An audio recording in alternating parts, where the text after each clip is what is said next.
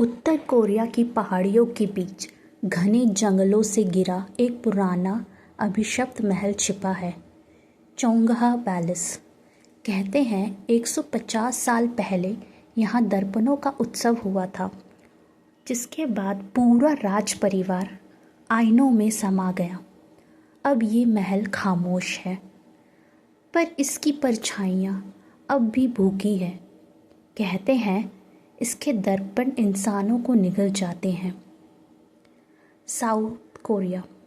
एक रात तयोंग को एक पुराना लिफाफा मिलता है, जिसमें काले अक्षरों में लिखा था, शीशा मन की इच्छा दिखाता है, पर हर इच्छा की कीमत होती है।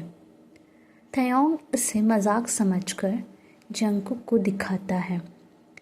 धीरे धीरे ये बात बाकी सभी लोगों तक पहुंचती है। जिमिन, जिन, युंगी, जेहो और नामजुन और यन, और सब इसका मजाक बनाते हैं और सब महल जाने का मन बनाते हैं। जिज्ञासा उन्हें उस महल तक ले जाती है। रात का समय सभी टूटे शेर के पत्थरों के बीच एक विशाल द्वार के आगे खड़े थे और अंदर बहुत ही अंधेरा था। धूल हवा में तैर रही है। दीवारों पर सड़े हुए पर्दे और जगह जगह बच्चों की पुरानी खिलौने पड़े थे। इसे देखकर जंगकुक बोला, ये सब बच्चों का सामान यहाँ कैसे? किसी के पास कोई जवाब नहीं था। सब सन्न खड़े हुए थे। उसके बाद धीरे धीरे सब अपने कदम लंबे गलियारे की ओर बढ़ा देते हैं, जहाँ बड़ा सा हॉल था। हर दीवार पर दर्पण टंगे हुए थे, काले कपड़ों से ढके हुए। कमरे में सन्नाटा छाया हुआ था, जैसे किसी की सांस रुक गई हो। तयोंग एक दर्पण में से कपड़ा हटाता है और उसे वहाँ अपनी परछाई दिखाई देती है। पर अजीब बात यह थी कि वह परछाई मुस्कुरा रही थी, जबकि तयोंग बिल्कुल शांत था। जंगकुक उसे पीछे खींच लेता है और जंगकुक बोलता है, ये ठीक नहीं है। बाकी लोग महल के अलग अलग हिस्से देखने निकलते हैं। तयोंग, जंगकुक, जिमिन और जिन वहीं रहते हैं। अचानक कमरे का तापमान गिर जाता है। हवा भारी हो जाती है। कानों में धीमी धीमी फुसफुसाहट सुनाई दे रही थी। जिमिन दूसरा शीशा खुलता है। अंदर खुद को पानी में डूबता हुआ देखता है। वो कांच पर हाथ मार रहा है, मदद मांग रहा है। जिमिन यह देखकर पीछे गिर जाता है। जिमिन बोलता है, यह प्रतिबिंब नहीं है। तयोंग आगे बढ़ता है। उसकी परछाई उसके विपरीत चलने लगती है। तयोंग हाथ बढ़ाता है। कांच पर बाल सी दरार बनती है। जंगकुक उसे थाम कर पीछे खींचता है और वो जैसे ही पलटते हैं, यन गायब हो जाती है।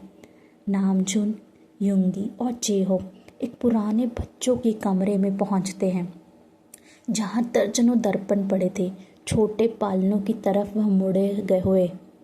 एक पुरानी पेंटिंग थी जिसमें रानी और उसके जुड़वा बेटे थे, एक शांत, दूसरा अजीब उभरी काली आंखों वाला। जेहो के रोंगटे खड़े हो जाते हैं और वह पढ़ता है, एक मर गया पर शीशे ने उसे लौटा दिया। अचानक मिरर की सतह पानी की तरह हिलने लगती है। एक छोटा बच्चा बाहर निकलता है, चेहरा बिल्कुल खाली। तयोंग को दूर से ईन की चीखने की आवाज़ सुनाई देती है। सब लोग वहाँ भागते हैं, पर महल के रास्ते बदल गए थे। हर मोड़ उन्हें फिर से वहीं ले आ रहा था। दर्पण कक्ष। यह महल खाली नहीं है, जिंदा है। तयोंग एक दर्पण देखता है। उसकी परछाई बोलती है, तुम जवाब ढूंढ रहे हो तायोंग, आईना सब सच दिखाता है। जंगकुक चिल्लाता है, पीछे हटो ताय, पीछे हटो। लेकिन परछाई मुस्कुरा रही थी। कान से हाथ बाहर आता है और तयोंग को भीतर खींच लेता है। जंकुक कांच पर मुक्का जोर से मारता है और उसके हाथ से खून बहने लगता है। दूसरी तरफ तायोंग की आवाज़ धीरे से, जंकुक मेरी मदद करो, जंकुक मेरी मदद करो। तायोंग एक और महल में जागता है। वही महल पर चमत्कार जीवित और सिंहासन के बीच वह खुद बैठा हुआ है। एक युवक उसके सामने खड़ा था। दर्पण बोलता है, राजकुमार, यह तेरी असली जगह है, यहीं रहो, राज करो।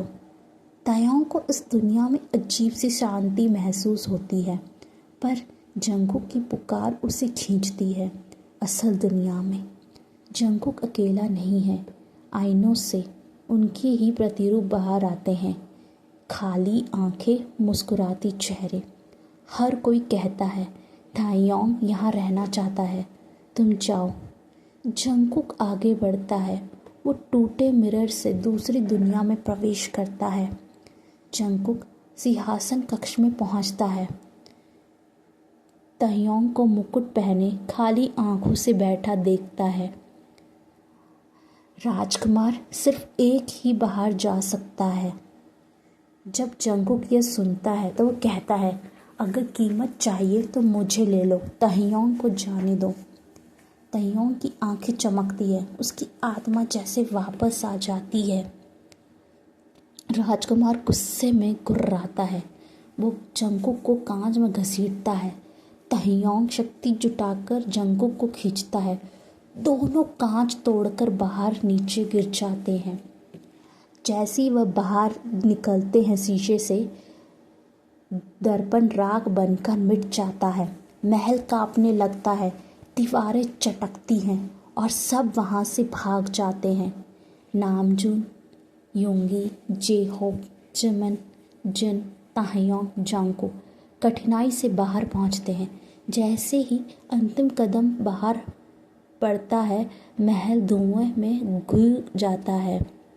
लेकिन यन कहीं नहीं दिखती। कई हफ्ते बाद तायोंग रात में पानी पीने उठता है। बाथरूम के शीशे में झांकता है। उसकी परछाई एक पल देर से हिलती है, धीरे मुस्कुराती है। परछाई के पीछे एक आकृति थी, यन। तायोंग फुसफुसाता है, नूना। यन कांच पर हाथ रखती है, मुझे बाहर निकालो, मुझे बाहर निकालो। परछाई मुस्कुराती है, सब अंधेरा। चैनल को लाइक, शेयर और सब्सक्राइब कर देना। मिलते हैं नेक्स्ट वीडियो में। तब तक के लिए राधे राधे।